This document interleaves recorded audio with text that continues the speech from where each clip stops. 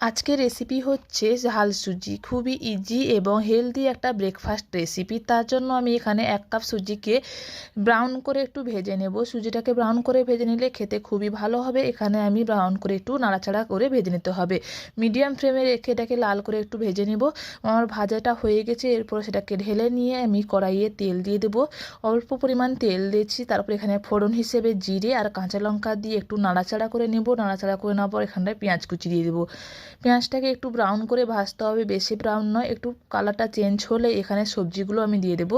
পেঁয়াজটা আমি নাড়াচাড়া করে পেঁয়াজটা একটু ব্রাউন হয়ে এসছে, তখন দিয়ে দিচ্ছি এখানটায় আলু কুচি দিয়েছি, ডুমো করে কেটে রাখা আলু। আর এখানে আলুটাকে একটু নাড়াচাড়া করে নেওয়ার পর দিয়ে দেবো গাজরটাকে আমি ডুমো করে কেটে নিয়েছি। গাজরটা দেওয়ার পর এখানে দিয়ে দিয়েছি লবণটা দিয়ে একটু নাড়াচাড়া করে ভাজতে হবে সবজিগুলোকে। তারপরে এখানটায় ক্যাপসিকামটাও আমি ডুমো করে কেটে নিয়েছি। আপনাদের কাছে যদি আরও অন্য সবজি থাকে, ফুলকপি টুলকপি যদি থাকে এখানে ব্যবহার করতে পারেন, অসুবিধা নেই। কোনো সবজি দিয়ে ঝাল সুজিটা খেতে খুবই ভালো লাগে। তারপর এখানে আমি অ্যাড করেছি কারি পাতাটা দিলে খুবই সুন্দর একটা গন্ধ আসে, স্মেলটা খুবই ভালো আসে। সবজিটাকে ভালো করে ভেজে নিয়ে নেওয়ার পর আমি এখানটায় সুজিটাকে যে ভেজে রেখেছিলাম সেটাকে দিয়ে আরও কিছুক্ষণ সুজিটাকে সবজির সঙ্গে নাড়াচাড়া করে ভেজে নেব।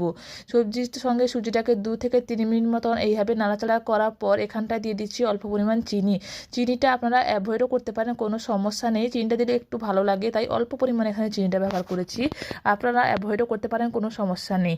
এরপর অল্প অল্প করে জল দিয়ে এটাকে ভালো করে সুজিটাকে সেদ্ধ করে নিতে হবে। আমি 1 কাপ সুজির জন্য 1 কাপের থেকে একটু বেশি জল ব্যবহার করেছি, কিন্তু আমি একসঙ্গে জলটা ব্যবহার করে নিয়ে অল্প অল্প করে জল দিয়ে এটাকে নাড়াচাড়া করে সুজিটাকে ভালো করে সেদ্ধ করে নিতে হবে। সুজিটা একসঙ্গে যদি জলটা দিয়ে দিই তাহলে সুজিটা জল জল ভাব হয়ে যাবে সুজিতে।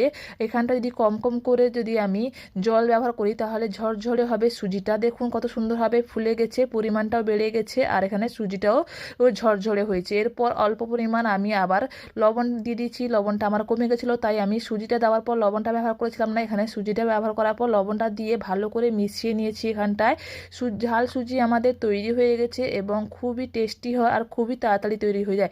ভিডিওটা যদি ভালো লাগে আপনাদের লাইক শেয়ার করে দেবেন, আর আমার চ্যানেলে যদি প্রথমবার দেখেন সাবস্ক্রাইব করে দেবেন। Thank you for watching my video.